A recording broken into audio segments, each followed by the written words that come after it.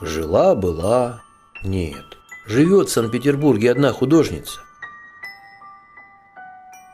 Делает из глины фигурки и дает им жизнь.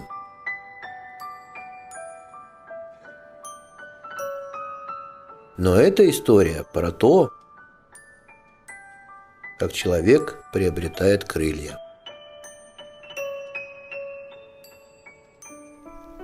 Жила-была маленькая девочка.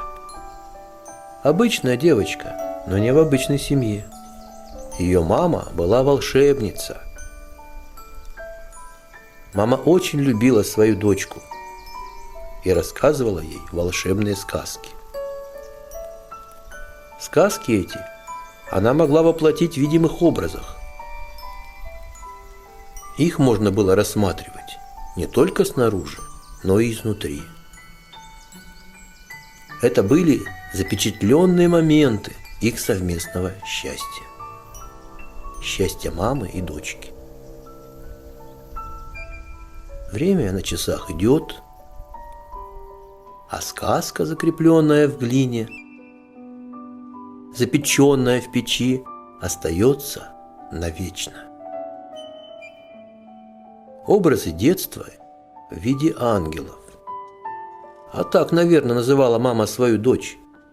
Навечно останутся в этой семье. Даже когда сама мама стала ангелом. Девочка выросла и захотела понять, а как же можно летать? Как можно преодолеть притяжение Земли и подняться ввысь? Ну, хотя бы на крышу. Как получить крылья? И тогда она обратилась к птицам. Птицы имеют крылья, везде летают. Но ценят ли они это? Обычно не ценишь то, что имеешь. Только человек с фантазией и желанием творить неведомое способен на действие.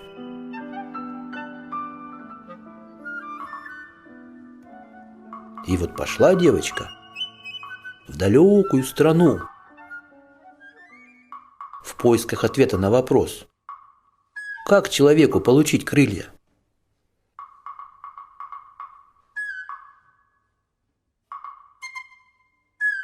На пути ей встретилось много интересных и странных людей. Так всегда бывает, когда выходишь из дома. У каждого встречного были свои заботы.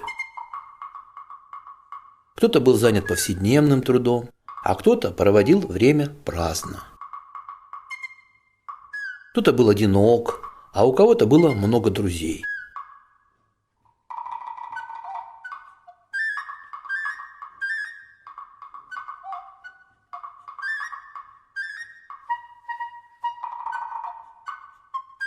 Девочка плохо понимала, о чем говорят эти люди, но пыталась понять, что они чувствуют.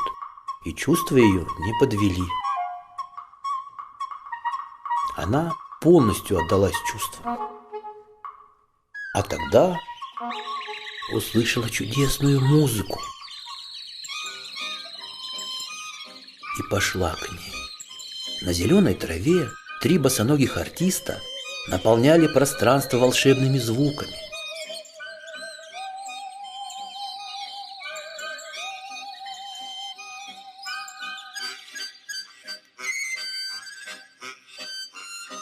Музыка летала вокруг, кружилась как бабочка. Ага, догадалась девочка. Это творчество дает человеку крылья.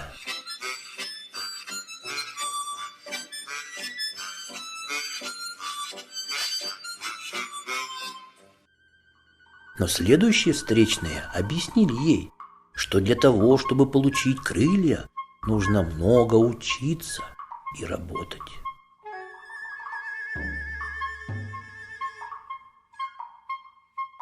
Учителя рассказали девочке историю про то, как 2 птицы решили стать людьми.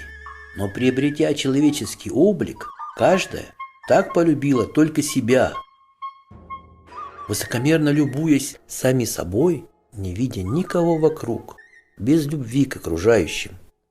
Это были крылатые люди, не способные подняться в небо.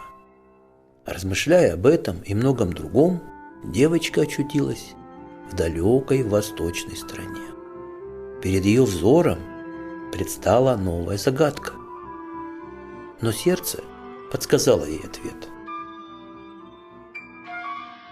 Чтобы получить крыло, нужно взять понемногу того, что веками хранится в волшебных сосудах, и из чего учитель приготовит тебе волшебный напиток.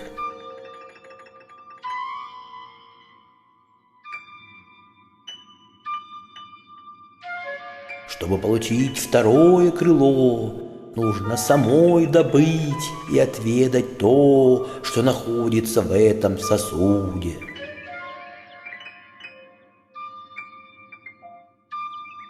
Когда оба крыла будут у тебя, нужно смешать содержимое 4 стихий, постигнуть секрет смысла или смысл секрета, и тогда ты сможешь плавать, как рыба, в пространстве и времени.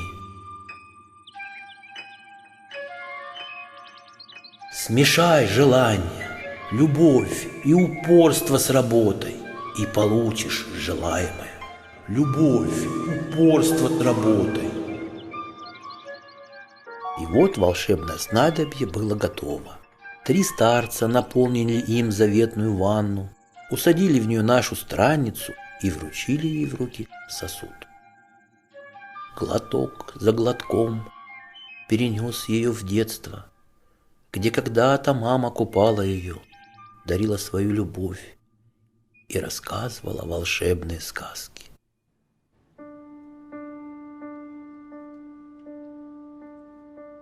Когда мама стала ангелом, она никуда не делась. Мама как будто живет со своей девочкой в родном городе. Просто растворилась в нем.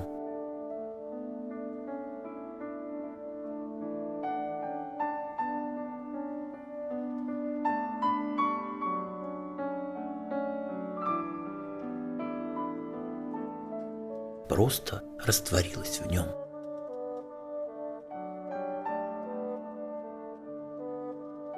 А птицы остаются птицами. Птицы летают, поют, кричат. Есть у них крылья, но нет души.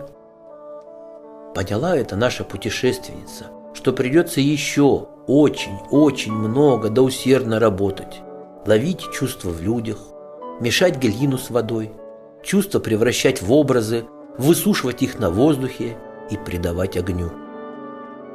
Только работая, вспоминая свое детство, свою семью, девочка поняла,